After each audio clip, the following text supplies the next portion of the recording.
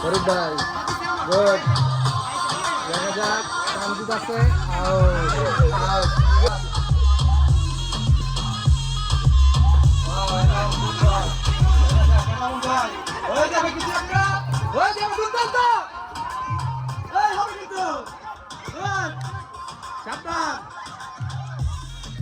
আরিফ ভাই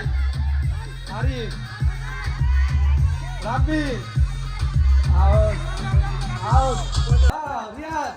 নূর আরিফ ইয়াসিন এই বল দে দুটা তোমাদের ভাই